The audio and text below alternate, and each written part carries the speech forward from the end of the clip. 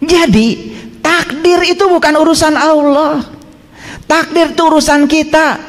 Takdir kita adalah pikiran kita. Nasib itu bukan urusan Allah, nasib itu urusan kita. Kita mau jadi siapa, mau jadi apa, semua kebebasan sudah diberikan kepada kita. Segala kebutuhan tentang kita sudah diberikan kepada kita. Allah itu hanya menunggu apa maunya kita. Maka Allah bilang, aku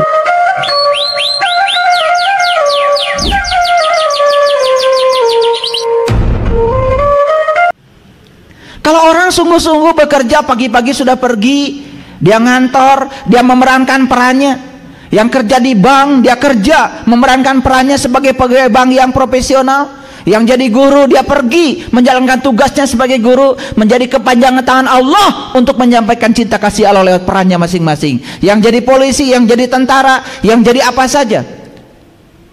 Dan kita nilai mereka itu sedang mengerjakan pekerjaan dunia. Begitu bukan? Terus kamu yang gak kerja setiap hari terus aja one day, one judge, ngerti juga enggak gitu. Kan kalian menganggap kalian sudah mengerjakan akhirat, begitu? Itu yang keliru. Quran itu pedoman supaya kita saat mengerjakan pekerjaan dunia benar. Makanya pahami, terapkan dalam kehidupan dunia, itu baru soleh. Saya tanya, kalau begitu kita diutus ke dunia untuk ngurusi apa di dunia ini? Ngurusi apa? Ngurusi dunia. Maka kita diutus ke dunia, tugas kita ngurusi dunia.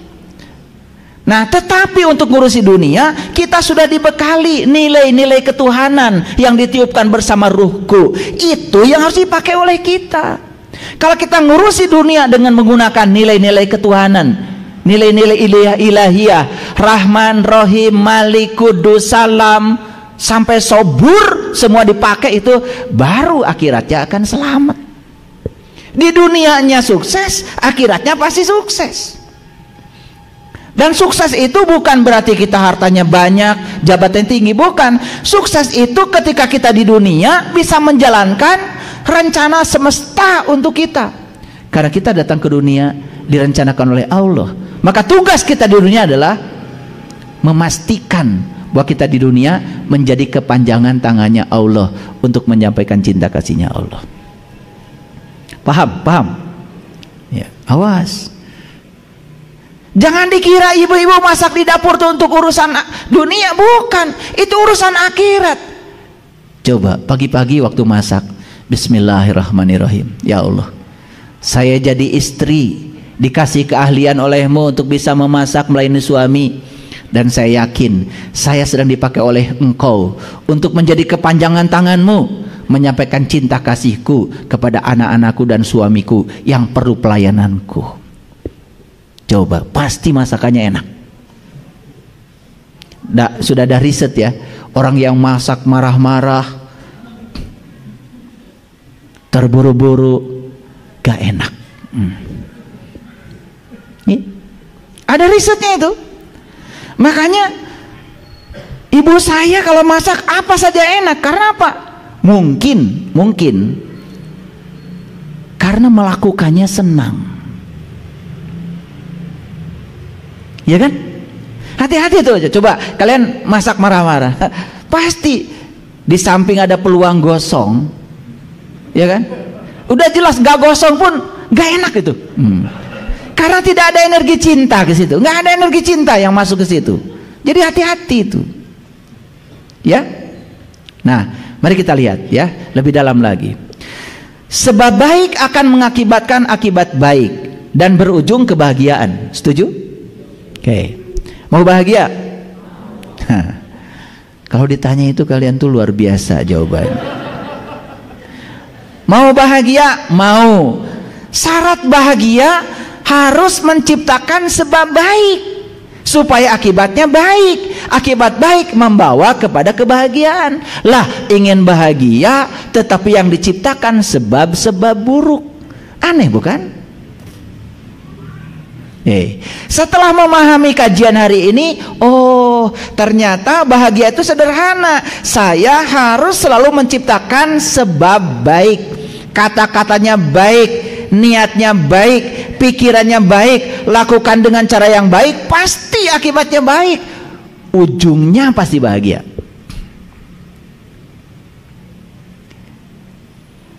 Jadi takdir itu bukan urusan Allah, takdir itu urusan kita. Takdir kita adalah pikiran kita. Nasib itu bukan urusan Allah, nasib itu urusan kita. Kita mau jadi siapa, mau jadi apa, semua kebebasan sudah diberikan kepada kita. Segala kebutuhan tentang kita sudah diberikan kepada kita. Allah itu hanya menunggu apa maunya kita. Maka Allah bilang, aku bergantung sangkaan kamu, aku bergantung kamu. Jadi Allah itu adalah Rabb al-Alamin. Dia adalah kehadiran, dia adalah keberadaan, dia adalah fasilitator, dia adalah katalisator. Kehadirannya saja sudah cukup membuat segala sesuatu terjadi. Tetapi semua harus diawali dari diri kita sendiri. Nabi Muhammad mengatakan, ibda binafsi, mulai dari diri. Jadi kalau sebab baik mengakibatkan akibat baik dan berujung kebahagiaan, berarti sebab buruk akan mengakibatkan akibat buruk dan berujung penderitaan. Yuk kita sekarang tanya, lebih banyak menciptakan sebab baik atau sebab buruk? Gak mau jawab? Kalau gitu saya tanya, lebih banyak penderitaan atau kebahagiaan? Harus terus terang aja saya kalau ngaji. Kalau lebih banyak penderitaan daripada kebahagiaan, jelas kita lebih banyak menciptakan sebab buruk. Akibatnya adalah buruk. Oke. Jadi sebab baik diakibatkan oleh niat baik, sebab buruk diakibatkan oleh niat buruk. Makanya itu kata Rasul, innamal a'malu biniat. Itu yang dikatakan amal itu tergantung niat. Nih yang mau dagang, niatnya jangan cari uang. Niatnya, ya Allah, aku hidup ke dunia ini diberi peran olehmu menjadi seorang pedagang. Saya dagang kerudung, saya yakin karena saya sedang dipakai oleh engkau untuk melayani orang-orang yang butuh kerudung cantik lewat bakat yang kau berikan pada saya. Dah mulai jualan. Dapat uang? Dapat uang? Ya pasti dapat uang, tapi uang itu bukan tujuan. Hadiah dari melayani orang yang butuh pelayanan. Nih yang jadi guru, ya Allah, saya sekolah di sini, saya jadi guru, aku yakin ini jalan terbaik yang kau berikan bagiku. Tidak ada yang buruk di semesta ini. Dan saya jadi guru ya Allah, karena aku yakin Engkau menitipkan ilmu kepadaku, dan lewat ilmu yang kau berikan padaku, aku akan bagikan ilmu ini sebagai bentuk cinta kasihmu pada orang-orang yang butuh ilmu. Coba, dapat gaji tanggal 1? Tujuan bukan? Hadiah. Itu yang namanya mencari Allah, bukan mencari uang. Itu namanya mencari yang punya uang, bukan mencari uang. Enak semuanya. Itulah pentingnya kita memahami Bismillahirrahmanirrahim, atas nama Allah yang Maha Pengasih dan Maha Penyayang. Atas nama, siapa yang boleh mengatakan atas nama? Satu, yang sudah kenal kepada yang diwakilinya. Kalian kenal? Enggak. Bilangnya atas nama. Syarat yang kedua mengatakan atas nama Allah, kita harus mewakili sifat-sifat Allah. Saya yakin kalian udah biasa baca Bismillahirrahmanirrahim. Mau masak Bismillahirrahmanirrahim, udah kayak robot, betul? Nah, sedikit saja yang tidak dikehendaki langsung keluar tuh sifat aslinya. Padahal sudah jelas bahwa sifat Rahman dan Rahimnya Allah jangan dianggap kecil. Tidak ada peran yang buruk di semesta ini. Semua peran itu bagus, menjadi buruk karena penilaian kita yang buruk. Jangan dikira loh jadi ibu rumah tangga itu luar biasa, jam kerjanya tanpa batas. Tapi coba kalau niatnya nggak beres. Tidak ada niat di sini. Saya jadi ibu rumah tangga karena saya sedang dipakai oleh Allah. Untuk apa? Untuk melayani orang-orang yang saya cintai di rumah ini. Coba besok-besok begitu, luar biasa nanti. Berkahnya luar biasa. Yang saya ajarkan ini ilmu praktis, yang bisa diajarkan langsung karena saya sudah menjalankannya. Bukan ilmu-ilmu teoritik. Saya tidak menjanjikan pahala nanti, saya menjanjikan pahalanya langsung kita rasakan saat ini. Paham sampai sini? Nah, ada yang mungkin masih alergi dengan istilah karma. Padahal ini cuma istilah. Karena kebetulan istilah ini jarang dipakai di dalam konteks tradisi kita. Saya mohon izin, saya akan jelaskan dulu supaya saya bisa menggunakan bahasa yang tepat. Ya, kalau tidak suka dengan karma, sebut saja hukum pembalasan, boleh. Tapi yang saya maksud itu sebetulnya, ya, kalau saya menggunakan terminologi itu, terima karma yang saya maksud sebagai bentuk tanggung jawab akibat dari hukum sebab akibat. Walal akhiratu khairul laka minal ula. Artinya apa? Akhirat itu lebih bagus daripada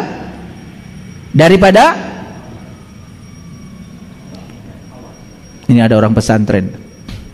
Walal akhiratu khairul laka minal ula. Akhir itu lebih bagus daripada awal. Ngerti maksudnya? Kan akhir itu akibat daripada awal. Jadi kalau ingin akhirnya bagus, ciptakan awal yang bagus. Itu yang dimaksud dengan walal akhiratu khairul laka minal ula. Kalau akhirmu ingin bagus, ciptakan olehmu awal yang bagus. Itu maksudnya.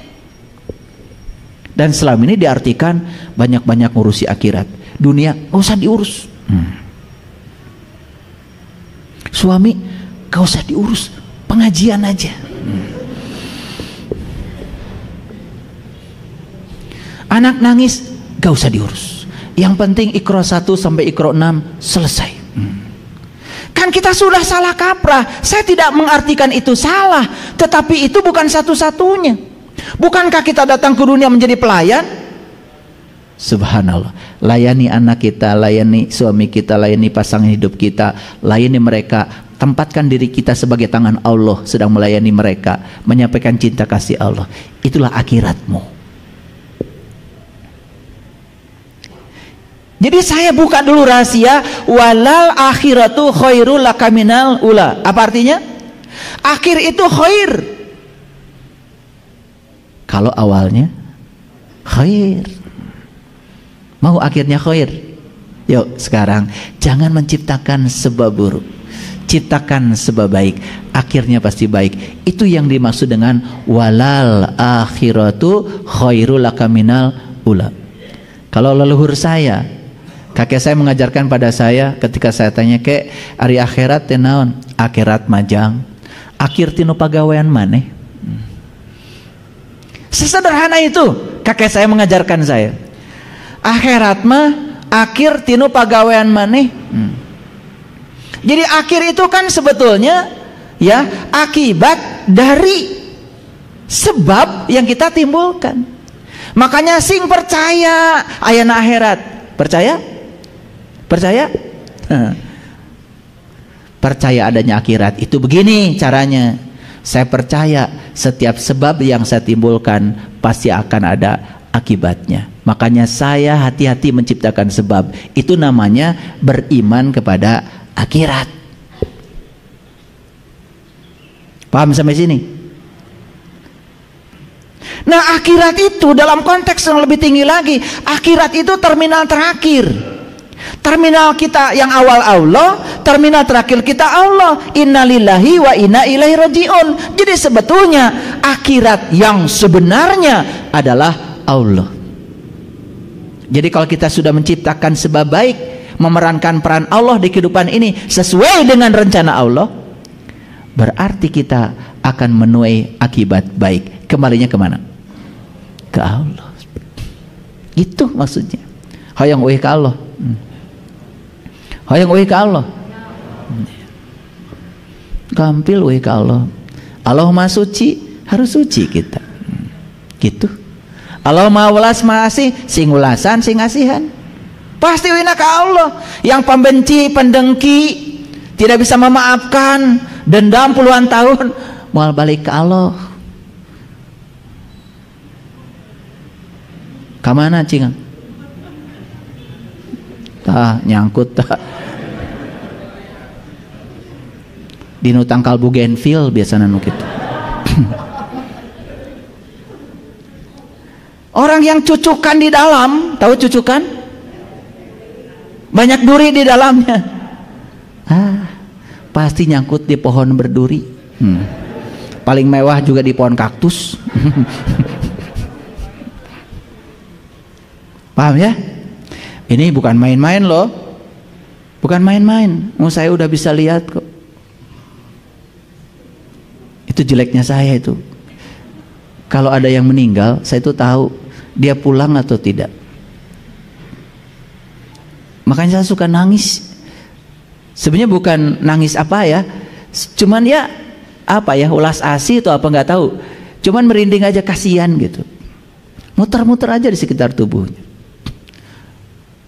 Allah dan Rasulnya sudah kembali, Nurullah Nur Muhammad sudah kembali, tapi nur insannya terperangkap di tubuhnya sendiri. Aduh, kalau menyaksikan itu tuh. Dan nanti kalau tubuhnya sudah hancur, karena dia ditinggalkan oleh Allah dan Rasulnya, dia tidak tahu Allah dan Rasulnya. Sepanjang hidupnya itu syahadatnya bohong, tidak sempurna syahadat, bersaksi tetapi tidak menyaksikan. Awas ya, asyhadu an la ilaha illallah wa asyhadu anna Muhammadar Rasulullah. Harus tahu dulu Allah dan Muhammad itu yang mana. Kalau belum tahu ya repot. Itu yang tadi itu bisa nyangkut di mana-mana. Oke, baik, perhatikan. Karma adalah niat yang sudah menjadi perkataan dan tindakan yang memenuhi hukum sebab akibat. Setiap aksi akan menimbulkan reaksi. Jadi karma itu adalah niat yang sudah menjadi perkataan, yang sudah menjadi tindakan yang memenuhi hukum sebab akibat. Kalau masih niat, belum jadi perkataan, belum jadi tindakan, belum ada karma. Tapi kalau sudah menjadi perkataan, sudah menjadi tindakan, baik perkataan baik maupun perkataan buruk, tindakan baik maupun tindakan buruk, itu sudah pasti di belakangnya ada yang ngikutin, sebab akibat akan ikuti. Oke. Ngerti sampai sini dulu? Oke. Nah, itu yang disebut dengan hukum aksi reaksi. Itu yang disebut dengan hukum pembalasan. Nah, kapan harinya? Kapan harinya? Harinya bisa kapan saja. Ini, kalau punya utang, bagusnya mana? Cepat dibayar atau ditunda-tunda pembayaran? Cepat dibayar kan? Oke. Kalau kalian punya sebab buruk, mana yang bagus? Dicepetin gitu akibat buruknya datang atau mau ditunda? Udah beda jawabannya. Udah beda. Giliran utang duit pengennya dicepetin. Giliran utang ini kalau bisa ditunda dulu. Nah, kalau ditunda-tunda terus, bahayanya utang lama belum kebayar, utang baru diciptakan terus. Lalu kita terus menerus membangun utang. Itu yang akan membuat kita akan terlahir lagi, terlahir lagi, terlahir lagi. Karena semua kita terlahir dan terlahir cuma 3 alasannya. 1, karena utang kita nggak selesai-selesai. 2, karena ada jalan bengkok yang gak pernah diluruskan. Yang ketiga, ada pekerjaan yang gak diselesaikan oleh kita.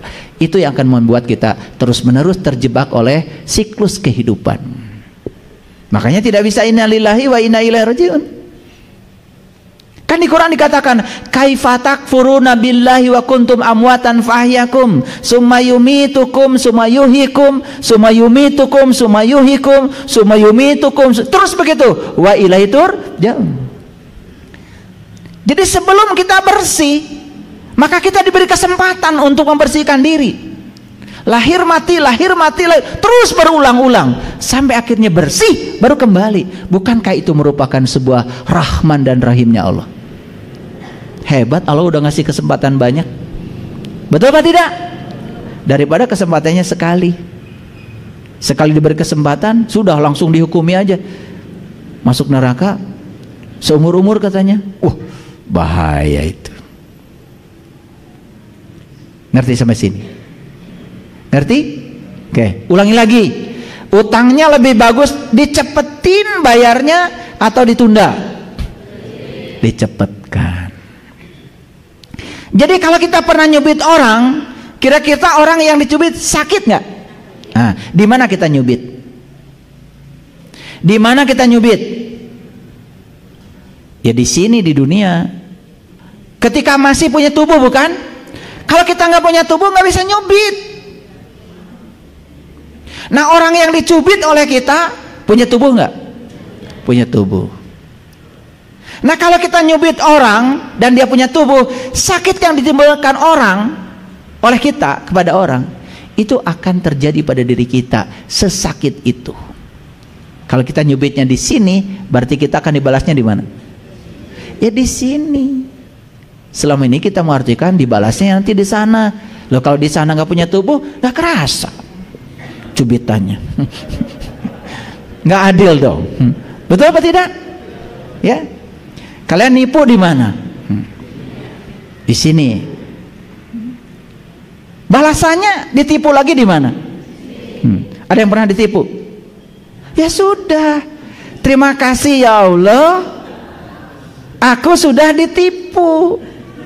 Jangan-jangan karena orang ini pernah aku tipu di kehidupan yang sebelumnya. Tidak mungkin ini terjadi kalau aku tidak melakukannya. Kalau ini cara engkau melunasi utangku, selesai, terima. Beres kan? Beres kan? Gitu nggak menyikapi ditipu orang? Itu yang nggak beres-beres. Makanya utang lama nggak beres, utang baru dibuat lagi, terus menerus begitu karena kita masih menolak. Nih saya kasih tahu sekarang,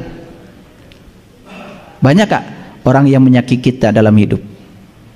Banyak. Tahu sekarang alasannya apa?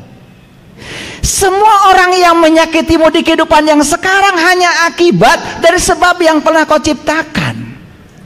Karena di kehidupan sebelumnya kau juga pernah menyakiti. Tidak mungkin kita dipertemukan dengan orang kecuali dengan orang yang akan melunasi utang kita. Bukankah itu cinta kasih Allah? Kalau pemahaman kita seperti itu, enak menghadapi kehidupan.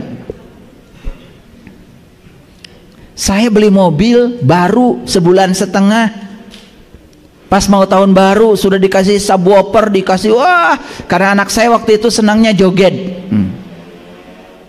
Besok mau tahun baru, malamnya dipinjam tetangga. Alhamdulillah sampai sekarang nggak balik lagi. Dan saya juga tidak mikir apa-apa. Ya sudah, mau dicari kemana? Malah nyari mobil bisa kehilangan 2 mobil. Lebih bagus beli mobil baru kan? Betul apa tidak? Ya saya cuma sadar, jangan-jangan saya di kehidupan dulu pernah penjual mobil orang dan mobil itu hilang. Itu aja. Saya sadari semua yang terjadi dalam kehidupan saya hari ini itu adalah pelunasan utang saya dari kehidupan yang sebelumnya. Beres. Itu yang disebut dengan penerimaan. Kalau kita tidak menggunakan konsep ini, sampai kapanpun kita tidak akan bisa menerima. Paham sekarang? Oke, mau dicepetin?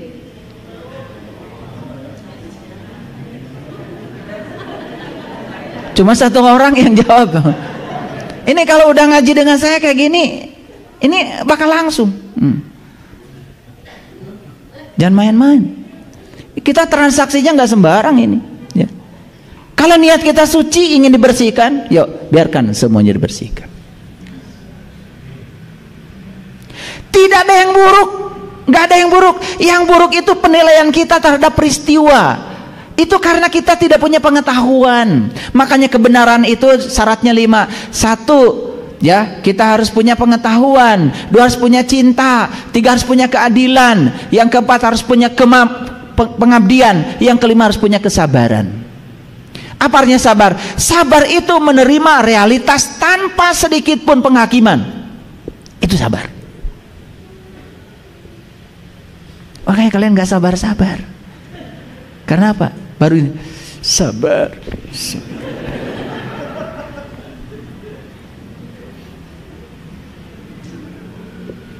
Jadi karma itu apa? Karma adalah suatu bentuk tanggung jawab atas kehidupan seseorang yang harus diselesaikan.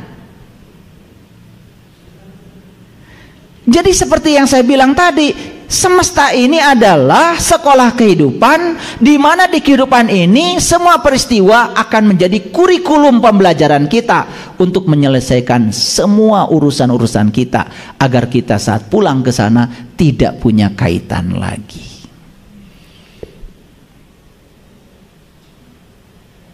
Kalau sudut pandang kita seperti ini dipakai, apa yang terjadi? Cara penerimaan kita terhadap apapun sangat mudah dan enteng. Maaf. Pasangan kita selingkuh. Gimana cara menerimanya? Jangan-jangan saya dulu pernah hidup bersama dengan dia di peran yang berbeda. Saya pernah selingkuh pada dia, dan dia sekarang selingkuhi saya. Ya Allah, kalau ini cara Engkau untuk melunasi utangku, aku terima. Beres nggak? Beres. Kosong nggak pengadilan agama? Kosong. Laku nggak pengacara? Nggak. Perlu sogok-sogokan? Nggak. Selamat nggak anak? Selamat. Tidur bareng lagi? Lebih asik kan?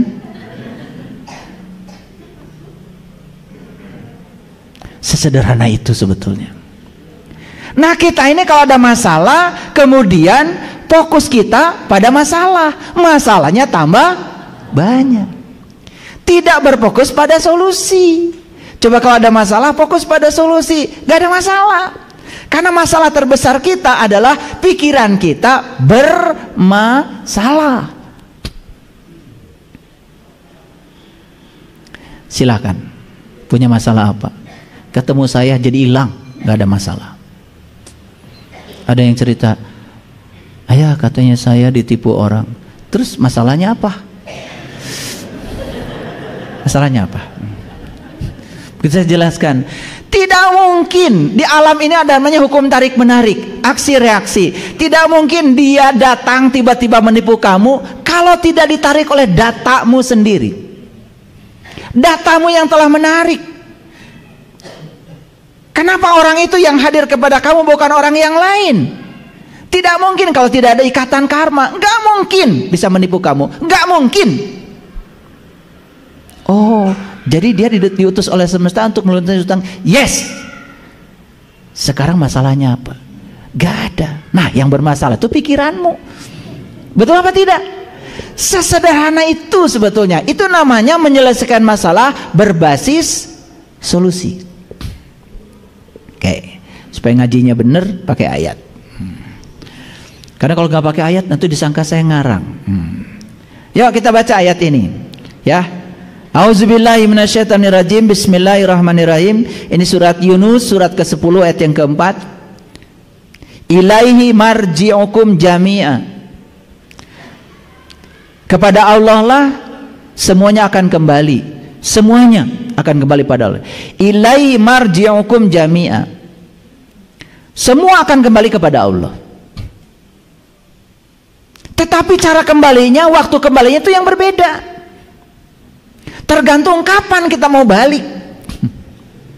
Allah sudah jelas mengatakan, aku ya tidak bisa disentuh kecuali orang-orang yang suci. La yamassu ilal mutahharun. Jadi kalau ingin kembali kepada yang maha suci, syaratnya harus suci. Sudah tahu cara menyucikan diri?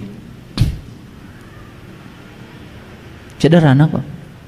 Terima semua kenyataan hidup apa adanya. Dan yakini itu adalah semesta sedang menyucikan diri kita dengan caranya sendiri. Suci langsung.